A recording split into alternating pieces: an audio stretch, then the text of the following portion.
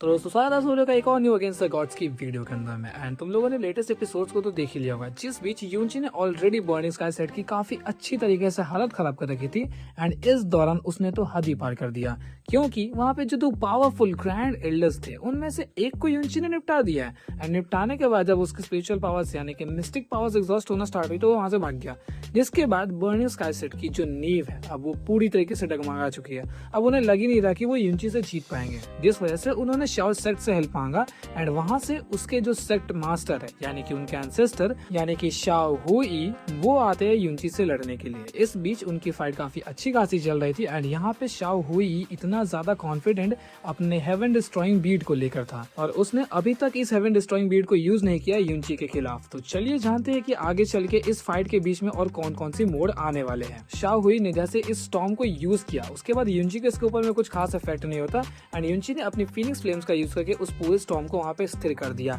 In fact उसने काफी heavenly blow भी मारा जो कि शाओ हुई को काफी हद तक पीछे भी धकेल देता है। इस दौरान शाओ हुई समझ चुका था कि यूनची के साथ में of course head on fight कर पाना बहुत ज्यादा ही मुश्किल चीज है, जिसके बाद यूनची यहाँ पे ज्यादा देर रुकता नहीं है बल्कि उसने एक और फैटल ब्लो मारा जिसे शाओ हुई बिल्कुल भी नहीं रोक पाता एंड उसकी बॉडी काफी ज्यादा इंजर्ड हो जाती है। इस चीज को देखकर बर्निंग स्काई सेट के जितने भी डिसाइपल्स यहाँ तक कि वो जो एल्डर्स वगैरह थे वो लोग भी काफी ज्यादा चौंक गए और इस दौरान तक शाओ हुई को भी रियलाइजेशन हो चुका था कि यूनची के साथ में अब वो नहीं लड़ सकता, जिस वजह से उसने अपना हेवन डिस्ट्रॉइंग बीट को निकाला। जिसके बाद यहाँ पर उसने काफी तेज एक फाइटल ब्लो मारते हुए यूनची की तरफ में इस हेवन डिस्ट्रॉइंग बीट को भी फेंक दिया एंड इतना तेज धमाका होता कि लिटरली वहां के आसपास के रेडियस में जो भी चीजें थी पूरी तरीके से डिस्ट्रॉय हो गई एंड ये जो एक्सप्लोजन था बिल्कुल यूनची के पास ही हुआ। इस दौरान जितने भी डिसाइपल्स थे इनफैक्ट शाओ हुई भी काफी ज्यादा खुश होता है क्योंकि उसे पता था कि इस एक्सप्लोजन से बच पाना किसी भी हेवन फेज मिस्टिकिज्म के कल्टीवेटर्स के लिए तो पॉसिबल है ही नहीं। इनफैक्ट एम्परर फेज मिस्टिकिज्म के भी कल्टीवेटर्स आ जाए तो उनमें 4 लोग निपट सकते हैं,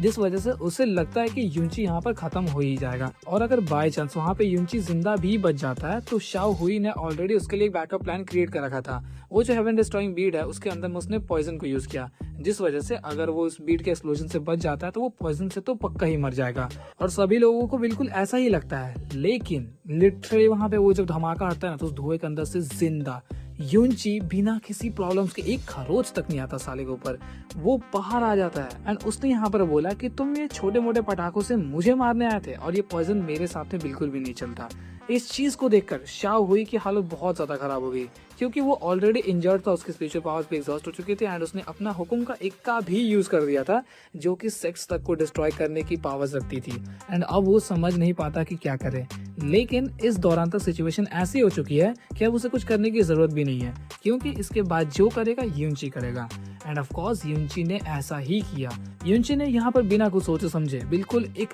कूल ऑरा भरे मोमेंट के साथ में अपने एम्पीरियन डांस ऑफ फीनिक्स को यूज करता है, जिसके साथ ही वो जो अटैक था उसने पूरी तरीके से शाओ हुई को तहस नहस करके रख दिया एंड वो वहां पर खत्म हो जाता है। इस चीज के बाद बर्निंग स्काई सेट के जितने भी डिसाइपल्स एंड एल्डर्स वगैरह थे वो जो बचे कुचे थे वो सब की हालत इतनी खराब हो गई कि तुम बस पूछो मत, क्योंकि उनके लिए जो एक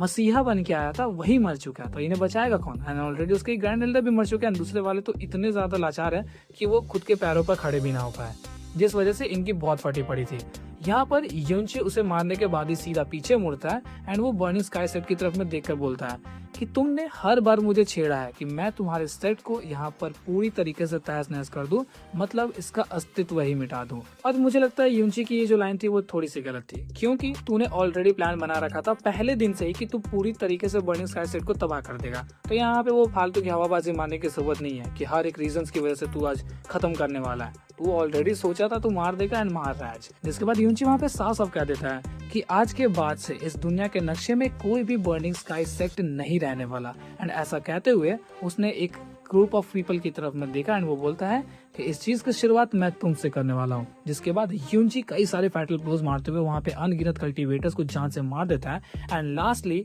उसने फिर से इम्पीरियल डांस ऑफ फीनिक्स को यूज किया, जिसके साथ पूरा बर्निंग स्काई सेट तबाह हो जाता है। मतलब वो जो बड़े बड़े किले वगैरह थे वो सब भी तहस नहस हो चुके थे एंड वहां पर कोई भी कल्टीवेटर जिंदा नहीं बचा था सिवाय एक के। तुम लोग अभी तक गेस कर ही सकते हो कि वो कौन कल्टीवेटर है। ऑफ कोर्स वो था फंग जूचन। फंग जूचन को तुम लोग ऑलरेडी जानते हो, जिसने हमारी आंटी की वहाँ पे काफी देर तक रक्षा की एंड वो उसे अच्छी तरीके से ट्रीट भी करता है, जिस वजह से आंटी ने रिक्वेस्ट किया था युनची को कि इसे जिंदा छोड़ दे एंड जिसी कारण से आज वो यहाँ पर जिंदा था, वरना तुम्हें क्या लगता है उस हमले में वो बच जाता।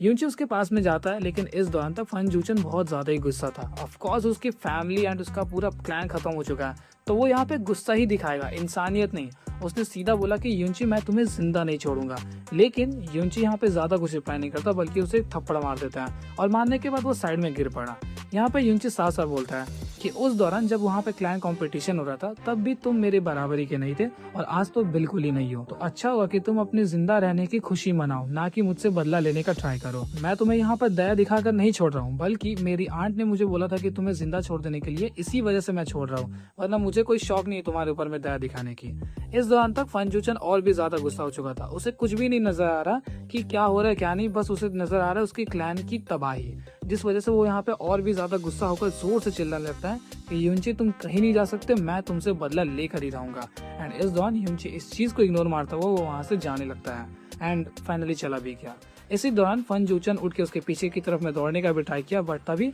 उसके पीछे से एक आवाज आती है एंड वो कोई और नहीं बल्कि बर्निंग स्काई सेक्ट के बचे हुए वो ग्रैंड एल्डर थे। उन्होंने फंग जूचन को अपने पास में बुलाया एंड ऑफ कोर्स फंग जूचन उसका ग्रैंड सन लगता है, जिस वजह से उनके बीच में बातचीत होती है। यहाँ पर उस एल्डर ने फंग जूचन को एक चाबी देते हुए बताया कि ये एक ऐसी चीज है जिसकी वजह से तुम इस पूरे कॉन्टिनेंट तक को तबाह कर सकते हो, तो तुम इसे सही से इस्तेमाल करना एंड इसे लेने के बाद ये तुम्हें खुद ही गाइड करेगी कि तुम्हें इसे इस्तेमाल कहाँ पर करना है। एंड इस दौरान इस चाबी से रिलेटेड ज्यादा इन्फॉर्मेशन नहीं बताई जाती, बट काफी ज्यादा मिस्टीरियस वे में यहाँ पे फंग जूचन को आगे बढ़ता हुआ दिखाया जाता है। इस दौरान तक इनके बीच में क्या बातचीत होती है, फंग जूचन कहाँ जाता है, ये हम लोग को नहीं दिखाया जाता, बल्कि युनची को दिखाया जाता है। जिस दौरान मोली इसे आगाह कर रही थी कि तुमने फंग जूचन को जिंदा छोड़कर शायद से गलती कर दी है, क्योंकि वो मुझे लग रहा है कि वो आगे चल के हमारे लिए काफी बड़ी मुसीबतें क्रिएट कर सकता है। तो यहाँ पर युनची ने साफ साफ बोला कि फिलहाल उसकी पावर्स इतनी ज्यादा तो है नहीं कि वो मेरे साथ लड़ सके, एंड इन फ्यूचर जब तक वो खुद को इम्प्रूव करेगा तब तक मैं भी तो कर ही चुका हूँ ना। तो यहाँ पर मोली साफ साफ बोलती है कि हो सकता है, लेकिन उसके अंदर से मुझे एक अजीब टाइप की प्रेजेंस महसूस हो रही थी, तो पता नहीं शायद वो हमारे लिए इन फ्यूचर कोई प्रॉब्लम्स क्रिएट करे। तो युनची ने यहाँ पर बोला कि जो होगा वो हम आगे देखेंगे। जिसके बाद सीन शिफ्ट होता हुआ नजर आया एंड शाओ क्लैन को दिखाया जाता है। शाओ क्लैन की हालत बहुत ज्यादा खराब थी, मतलब लिटरली उसका जो वेल्डर है, मतलब लीडर, वो पैंड में मुतने की कगार पर आ चुका है, क्योंकि फर्स्ट ऑफ ऑल उसके एंसेस्टर निपट चुके हैं, दूसरा युनची को पता चल चुका है कि उसके साथ में शाओ क्लैन का ग्रज है, और तो और जब बर्निंग स्काई सेक्ट में उन्होंने इंटरफेयर कर ही दिया है तो ऑफकोर्स युनची बदला लेने तो यहाँ पर भी आएगा ही ना, जिस वजह से उनके बीच में बस प्लान चल रहा था कि कैसे युनची से निपटना है। तो यहाँ पर सब लोग अपनी अपनी राय दे रहे थे कि ये लीडर को बुलाएंगे, उसको बुलाएंगे, ये लड़ेंगे वो लड़ेंगे, लेकिन लीडर सिर्फ एक ही चीज पे बैठा हुआ था कि अगर बाई चांस युनची हमारे पास आता है लड़ने के लिए, बदला लेने के लिए, तो कुछ भी हो जाए, हाथ पैर पकड़ के, लेकिन हम लोग सिर्फ पीस की तरफ ही बढ़ेंगे, मैं नहीं लड़ने वाला उसके साथ। लेकिन इसी दौरान एक एल्डर ने वहां पर बताया कि वो जो त्यानजन मैनर के एंसेस्टर है वो निकल चुके हैं युनची की खोज में। एंड इस बात को सुनकर वहाँ पे शाओ क्लैन का जो लीडर था वो बहुत ज्यादा चौंक जाता है, और वो क्यों, इस बारे में हम लोग नेक्स्ट वीडियो में जानेंगे। सो आज के इस वीडियो को हम लोग यहीं पे एंड करता है। कि आप लोग को वीडियो अच्छी लगी हो, और अगर अच्छी लगी हो तो लाइक मारना बिल्कुल मत भूलना, और भी ऐसे इंटरेस्टिंग वीडियोस के लिए चैनल को सब्सक्राइब मार सकते हो।